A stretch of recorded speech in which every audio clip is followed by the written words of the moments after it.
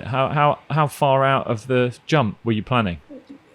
Pretty much the second I touched down off the Worthing Pier, which was almost exactly a year between. But if there was the same conditions every day, I probably would have gone the next week and done it. The Right. actual Okay. plan, as far as planning's concerned, you don't draw out plans and write pages of plans for a year.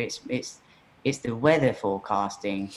Yeah. That's what you're That's. looking. I mean, I've walked up and down the pier. I mean, we didn't have as much tools as we have now. This was 2009 onwards. It was 2010 I jumped the pier, but the planning obviously took place between that.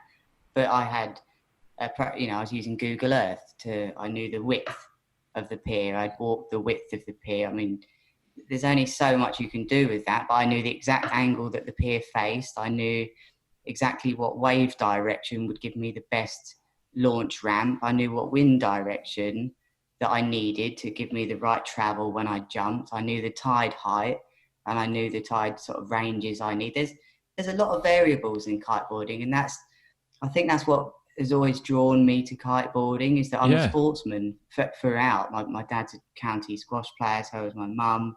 My brother was a top 10 table tennis player in the country. I have sports inside me, but this added variable, uncontrollable variable of the wind and the ocean and the weather gave me such open doors of, like any sportsman like yourself, you would love this sport because of this extra dimension that Mm.